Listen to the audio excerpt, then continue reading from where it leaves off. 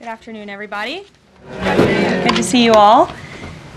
The thoughts and prayers of the entire White House remain with all of the Catholics around the world who are mourning the death of Pope Francis. Pope Francis touched millions of lives and dedicated his life to serving the Catholic Church. As a mark of respect for his memory, President Trump ordered flags be flown at half-staff, and he will be traveling to attend his funeral in Rome. The president will depart from Washington on Friday morning and return to the United States on Saturday evening following the funeral service. I can also confirm the dates of the president's trip to the Middle East. He will travel to Saudi Arabia, Qatar, and the United Arab Emirates from May 13th until May 16th. And on Thursday of this week, President Trump will welcome Norwegian Prime Minister at the White House for a working visit. The two leaders will discuss trade and regional security. This will be the 13th head of state visit of President Trump's term already. At the border, President Trump continues to deliver on his promise to make America safe again. The Wall Street Journal captured the Trump effect in a recent article. Border crossings grind to a halt as Trump's tough policies take hold. U.S. Customs and Border Protection recorded its lowest southwest border crossings in history in March, and we're seeing the same successes at our northern border. Here's how the New York Post put it. Northern border sector previously overrun by illegal migrants sees dramatic drop in crossings. We haven't seen anyone since November, end quote. According to U.S. Customs and Border Protection, just 54 illegal aliens were apprehended in the Swanton sector of our northern border, which stretches more than 300 miles in March. This is a drastic 95% drop from the more than 1,000 border crossings that were caught in March 2024. This is a main hotspot area that recorded more than 80% of all apprehensions along the northern border during the 2024 fiscal year. And new reporting from the Washington Times fully highlights the difference in Joe Biden's disgraceful approach to the border compared to President Trump's. Under Trump, border catch and release has dropped 99.99% from worst Biden month. You can't get much better than that. This statistic in particular is astounding. Border Patrol agents caught and immediately released 189,604 illegal aliens into the United States in December 2023 at the height of the Biden border crisis. But under President Trump, Border Patrol agents caught and released only 20 illegal aliens into the U.S. in the month of February. Thanks to President Trump, operational control of the border is becoming a reality, and the administration's historic enforcement measures are yielding huge results. Illegal aliens are finally getting the blunt message. If you cross the border illegally, you will be swiftly deported and never return to the United States of America. Efforts to arrest the criminal illegal alien invaders are continuing to ramp up. ICE Chicago arrested a Mexican national convicted of predatory sexual assault of a child in Cook County, Illinois. This week, ICE Denver arrested a Mexican national convicted of sexual assault of a child in Houston County, Texas. ICE Miami arrested a Nicaraguan convicted of aggravated battery in Hillsborough County, Florida. ICE Houston arrested a Salvadorian national convicted of attempted sexual assault of a child in Escape in Dallas County, Texas. And ICE Chicago arrested a Mexican national convicted of aggravated sexual abuse of a minor in Illinois. Despite the Democrats' insane objections, President Trump will continue to embolden law enforcement officers to arrest dangerous legal alien criminals and keep our communities safe. And also thanks to President Trump's America First economic approach, investments continue to pour into our country. Swiss pharmaceuticals company announced they will be investing $50 billion in the United States over the next 5 years, creating 12,000 new quality jobs. Regeneron Pharmaceuticals also agreed to pay Fujifilm Technologies more than $3 billion over the next decade to help manufacture its medicines in the United States. It's a top priority for President Trump to ensure we are producing critical medicines and pharmaceutical drugs right here in America, and that is exactly what we continue to see happen every day. In other news, the Trump administration has announced we will put an end to Joe Biden's illegal student loan bailout attempts. No student loan has been referred to collection since March of 2020. That comes to an end. On May 5th, the Department of Education will resume involuntary collections for borrowers with defaulted federal student loans. The student loan portfolio controlled by the federal government is nearly $1.6 trillion, but fewer than 4 out of 10 borrowers are in repayment. This is unsustainable, unfair, and a huge liability for American taxpayers. Debt cannot be wiped away. It just ends up getting transferred to others. So why should Americans who didn't go to college or went to college and responsibly paid back their loans pay for the student loans of other Americans? The Trump administration will never force taxpayers to pay student loan debts that don't belong to them. Student loan borrowers need clarity, and we're finally giving it to them. Borrowers will now be clearly expected to repay their loans, and those who default on their loan obligations will face involuntary collections. The government can and will collect defaulted federal student loan debt by withholding money from borrowers' tax refunds, federal pensions, and even their wages. America is $36 trillion in debt. We must get our fiscal house in order and restore common sense to our country. If you take out a loan, you have to pay it back. It's very simple. President Trump will not kick the can down the road anymore. Before we open it up to questions today, I want to commend our pool photographer who is in the room with us today. ABC News photojournalist Melissa Young is retiring after 44 incredible years on the job, covering here at the White House.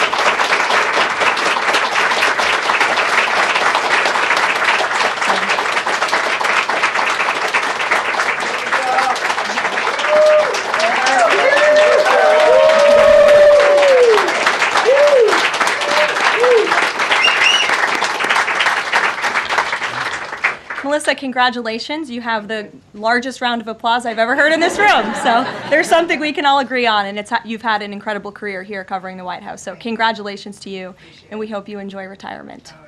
I'm sure you will. And everybody else in the room will be very jealous of you as you're enjoying your rest. All right, let's get to it. We have an individual in our new media seat today. His name is Tim Pool. He's a political commentator and a media entrepreneur with millions of followers, a very big platform. Currently hosts Timcast IRL, a daily news and discussions show, and The Culture War, a weekly podcast exploring cultural and political issues. His programs feature in-depth conversations on topics such as free speech, censorship, identity politics, and societal change, often engaging with a diverse range of guests. He's in Washington today because we are also hosting a local media row across the street in the Eisenhower building, which is a testament to our commitment to bring new voices into the White House to cover the president and this administration. So Tim, why don't you kick us off today? Yes. Many of the news organizations that are represented in this room have marched in lockstep on false narratives, such as the Very Fine People hoax, the Covington smear, and now what's being called the Maryland Man hoax, where an MS-13 gang member adjudicated by two different judges, I believe, is just simply being referred to as a Maryland Man over and over again. Now, in an effort from the White House to expand access to new companies, you've created this new media seat. So I'm wondering if you can comment on following this expansion, you've had numerous outlets disparage the companies that you've had sit here, as well as the reporters. I'm wondering if you could comment on that unprofessional behavior, as well as elaborate if there's any plans to expand access to new companies. Sure. Well, we certainly welcome diverse viewpoints in this room, which is one of the reasons we have you in here, and there's many new faces in this room in comparison to the previous administrations. We want to welcome all viewpoints into this room. We welcome unbiased journalists who really care about the truth and the facts and the accuracy, and you rightfully pointed out the Maryland Man story, which I, from this podium, when The Atlantic published it, on that very first day, I came to this podium and said, this is wrong. The press in this room have this story wrong, and we have seen more and more evidence come to the table that we have had all along. We were always right. The president was always on the right side of this issue to deport this illegal criminal from our community. And it is despicable to see the media continue to refer to this individual as someone who is just a peaceful man living his life in Maryland. This was and always has been an illegal criminal, an MS-13 gang member, and a designated foreign terrorist. And the administration maintains our position to deport these individuals from our community. So thank you for being here, Tim. It's great to see you. Thank you. Dasha, why don't you kick us off? Thank you, Karoline. You're welcome. I really appreciate it. I have two questions, one on the Pentagon and another on the economy. You said on Fox News that the entire Pentagon is working against Secretary Hegseth, but the people who were fired were Hegseth's own guys. So how do you square that, and what do you say to concerns that that's bad management? They were Pentagon employees who leaked against their boss to news agencies in this room, and it's been clear since day one from this administration that we are not going to tolerate individuals who leak to the mainstream media, particularly when it comes to sensitive information. And the Secretary of Defense is doing a tremendous job, and he is bringing monumental change to the Pentagon. And there's a lot of people in this city who reject monumental change, and I think, frankly, that's why we've seen a smear campaign against the Secretary of Defense since the moment that President Trump announced his nomination before the United States Senate.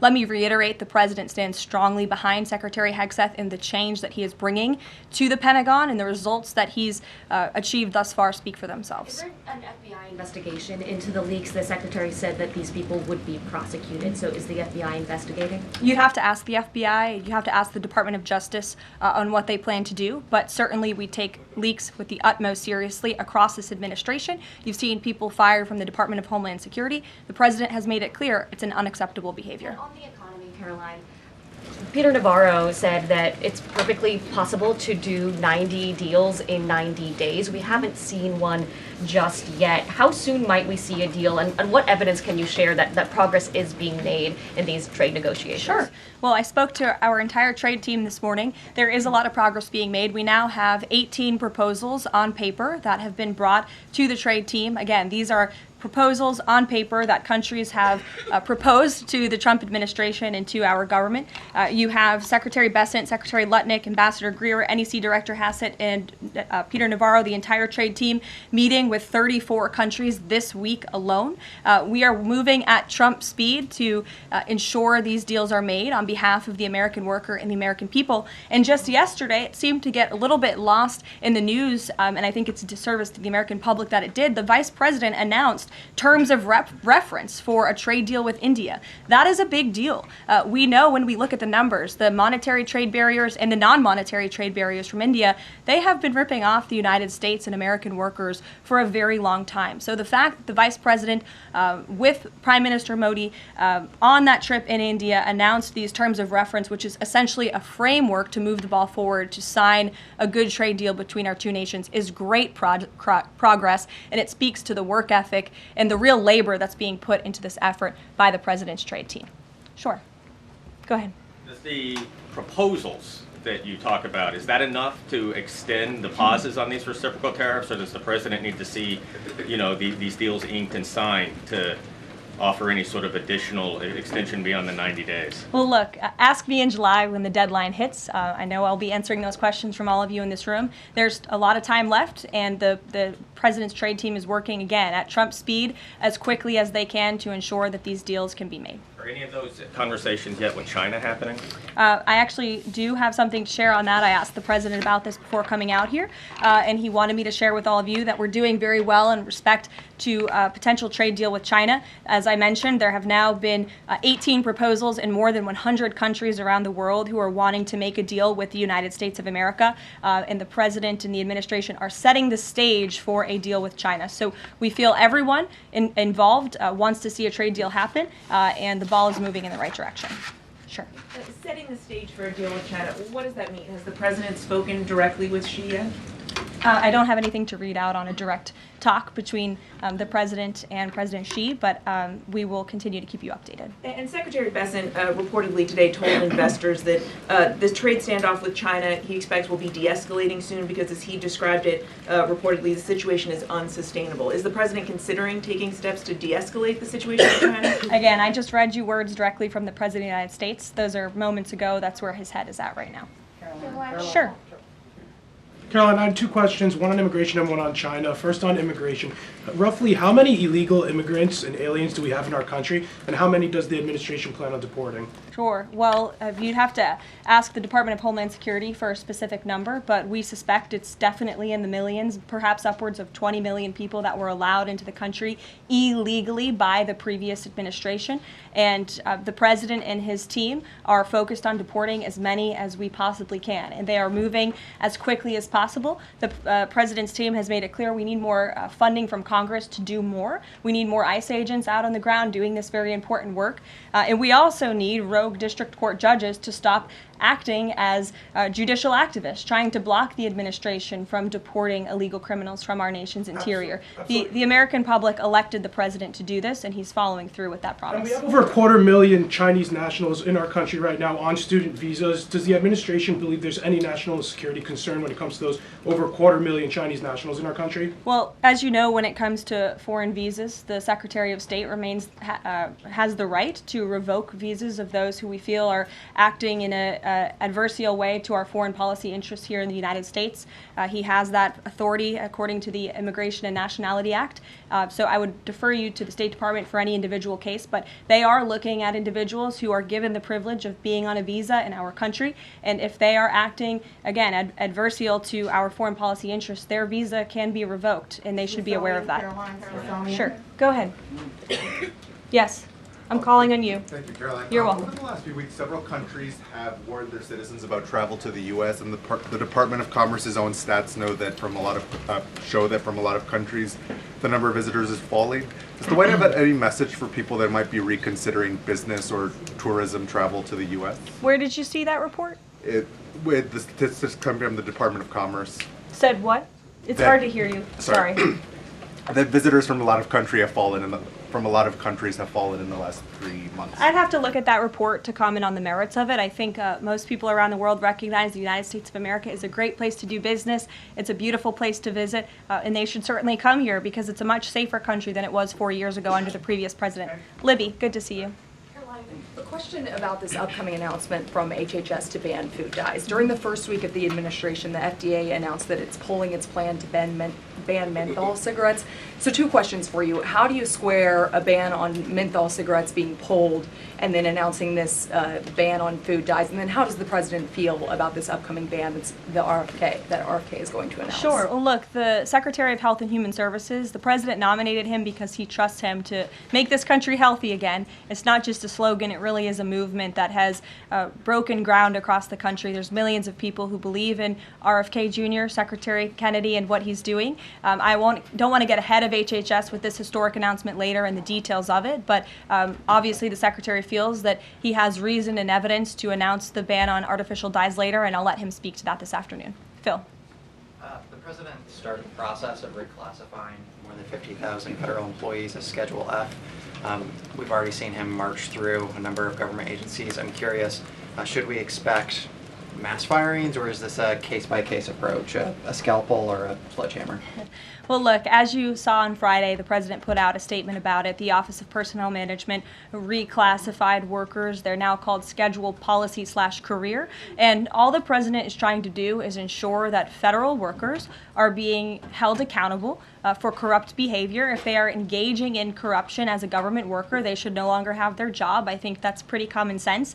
He also believes that bureaucrats should be acting in accordance to the will of the American public, who duly elected this president. Not just this president, but all future presidents. If you work for the government, you should be adhering to the will of the American public and advancing the administration's goals and interests. And if you are not doing that, then you should go find another job whose interests you align with. So as for specific firings, I would defer you to the specific agencies, but the president in this move and Office of Personnel Management, it will make it easier to get rid of rogue bureaucrats who are engaging in corruption. And then another quick question about Sure. Google, real quick. A federal court ruled last Thursday that Google's dominance of online advertising and ad tech markets violated U.S. antitrust laws. I know the president has spoken to a number of folks in big tech, and Google's CEO was even at his inauguration. I'm curious, what is the president's reaction to that court ruling? I'll have to ask him, and I'll get back to you, Phil. Thank you, Caroline. You're welcome. John. Thanks a lot, Caroline. Some economic questions for you. Kevin Hassett has been a key economic advisor to the president in both of his terms. In 2022... And he still is. And he still is. He was just in my office. Absolutely. In 2022, he said that the independence of the Fed is super important. That's a direct quote. Is that something that the president subscribes to? Does he still believe in the independence of the Federal Reserve? Well, look, I think the president has made his position on the Fed and on Powell quite clear. The president believes that they have been making moves and taking action in the name of politics rather in the name of what's right for the American economy. The president has the right to express his displeasure with the Fed, and he has the right to say he believes believes interest rates should be lower. He believes Americans should be able to borrow money cheaper than they currently are right now. And I also spoke to Kevin Hassett about the Fed as well, and he has called into question the Fed's independence and whether they are actually doing things, again, out of the best interest of the economy, or are they doing it for partisan reasons. The president wants to see interest rates lower. He has made that quite clear. We've also seen, if I may, Thank I'm you. sorry, one more, Karoline, just about, I said 2 economic questions. About the dollar, we've seen the dollar at multi-year lows versus the euro and other currencies around the world. Is it the administration's policy for a strong dollar? How does it view the dollar versus other currencies around the world? The president wants to see the dollar remain as the world's reserve currency for our long-term fiscal stability and our economic growth. He's been quite clear about that. Sure. 2 questions. And then to the woman behind you, who I haven't seen before, welcome. Go ahead, Mary. Earth Day and then the Supreme Court, if that's okay. That's right. It's Earth Day. Yes. Happy Earth Day, everyone. I saw the president truthing about the garbage pileup from China in the Pacific, and then I believe Lee Zeldin is headed to San Diego to investigate the pile of sewage from Mexico. Can you speak to what the White House has planned for Earth Day and anything in that arena? Sure. I do have points from the EPA. Administrator Zeldin's doing a fantastic job, and they are always sharing their accomplishments with the White House, which we very much appreciate. He will be traveling. I believe he's in California today for sewage situation. Here you go. Administrator Zeldin met with his Mexican counterpart to discuss steps Mexico needs to take to ensure the water entering the United States is clean and safe. And he's holding a press conference in San Diego today with elected officials and local stakeholders on the Tijuana River sewage crisis. I would also add from the president himself, he has always maintained he wants America to have the cleanest air and the cleanest water. And we want to do what's right for our environment and for our earth. And a lot of that is making sure that we have clean and sustainable energy, and we know that we produce natural gas cleaner and more efficiently than any country in this world, and the president wants to see that continue. Thank you. And then on the Supreme Court, I know the court is hearing a case dealing with parents who don't want their kids having to read gender ideology books in schools. Can you comment on that case and what the Trump administration hopes to see come from that? Sure. We hope the Supreme Court will do the right thing, and the president has been very clear. He stands on the side of parental rights, and he believes strongly that parents should have a greater say in their children's education and the content, if you will, that children are being exposed to in our public school system. Sure. Go ahead. Caroline, thank you. Hi. I'm Karoline Illumeta with World News Group. The administration ended some temporary protections for Afghans, including several hundred Christians who have been punished by the Taliban.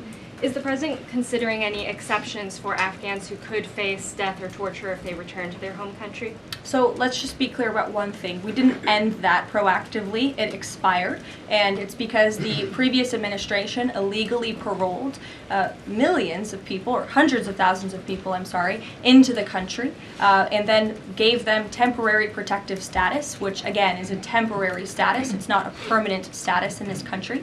And if there are individuals here who came in through the Biden administration who want to claim asylum, there is a legal process to do that, and those cases will be adjudicated by a judge on a case-by-case basis. We have a legal immigration process in this country for a reason, and all this administration is trying to do is effectuate that. Reagan. Thank you, Caroline. I have 2 questions for you Sure. on immigration. March deportation numbers were down slightly from the same time period last year. SCOTUS recently ordered a pause on deporting Trinidad Arrival members with the Alien Enemies Act. I'm curious what other tools the administration is looking at to boost those deportation numbers. Sure.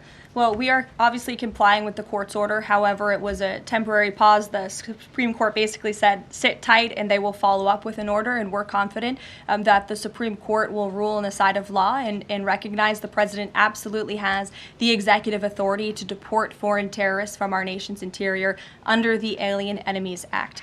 We feel very strongly about that, and we're confident the courts will side with the president and his executive authority. As for deportations, we continue to deport illegal criminals under Title VIII, which is an immigration authority given to our Border Patrol agents and the Department of Homeland Security to deport illegal criminals from this country. And the administration continues to do that at record speed as quickly as they can with the resources that they have. The DOJ recently dropped charges against the MS-13 leader caught in Woodbridge, Virginia, with the idea that this will expedite the deportation process. Does the administration plan to drop charges against other criminal illegals to speed along the deportation process? You'd have to ask the Department of Justice. Obviously, that's within their purview, and I can't speak for them. However, it is our goal to deport as many illegal criminals and aliens from our country as we possibly can, as quickly as we can. Jackie. Thank you, Karoline.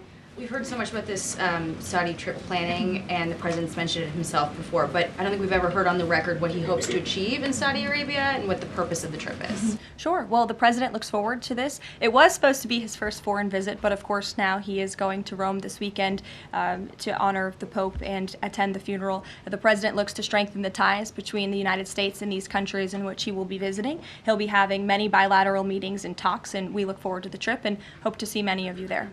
And the meetings in London this week, do they have any nexus with the plans in Saudi Arabia? I can't speak to that. However, I do have an update on meetings when it comes to the Russia-Ukraine war.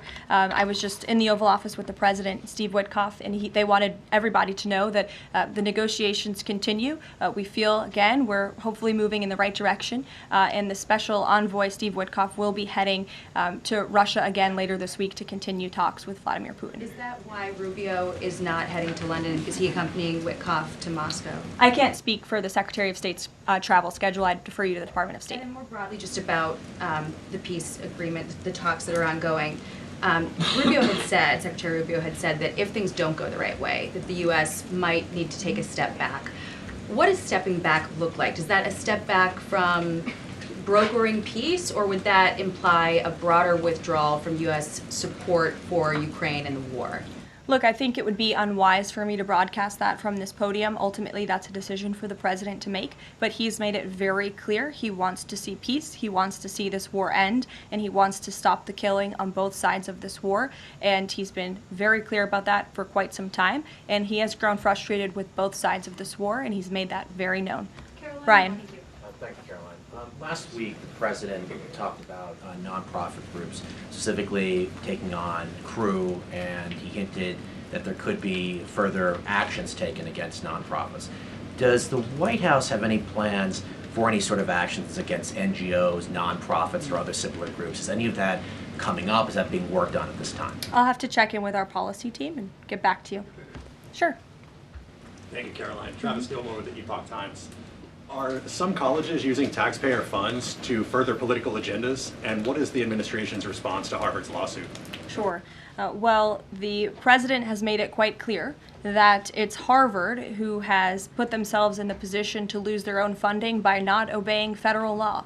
And we expect all colleges and universities who are receiving taxpayer funds to abide by federal law. It's quite simple. And the president made it clear he's not going to tolerate violations of federal law. He's not going to tolerate illegal harassment and violence towards Jewish American students or students of any faith on our campuses across the country. And so we will be responding to the lawsuit in court. And again, it's quite simple. If you want federal dollars, obey federal law. And just to quickly follow up on China, any response to reports that China is targeting U.S. trade allies with potential retaliatory measures for supporting U.S. agendas? I think the numbers and the sheer number of countries that have reached out to the United States and reached out to this administration to cut good trade deals speak for themselves. The entire world knows that they need the United States of America and they want to do business here, and so we'll stay focused on cutting good trade deals on behalf of the American worker. Stephanie. Thank you, Karoline. Can you give us any additional details from the president's call with Netanyahu today? I did speak to the president about it. It was a good call. They spoke particularly about Iran and the negotiations that are underway with Iran and the United States. And the president has made it very clear repeatedly, but I'll reiterate, there is no daylight between the United States of America and the state of Israel. He stands strongly behind our ally. He's made it quite clear when it comes to Iran that we want to see a deal, and Iran has a choice to make. But the president has also made it very clear, and he reiterated that in his call with Prime Minister Netanyahu today about the need for Iran to never obtain a nuclear weapon. I do have one more bit of news that I would like to share with all of you. Just give me 1 second to find it. And it's in regards to the terrorist attack that took place in India earlier today. The president has been briefed by the National Security Advisor, and he's being kept up to speed as more facts are learned. What we know already is dozens were killed and even more were injured in a brutal terrorist attack in a popular tourist location in South Kashmir.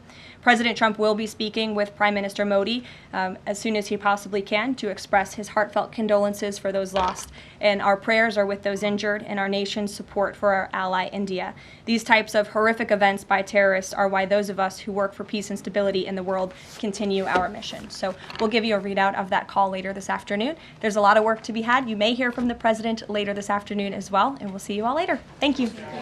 Were any Americans among those dual American citizens? We'll keep you posted.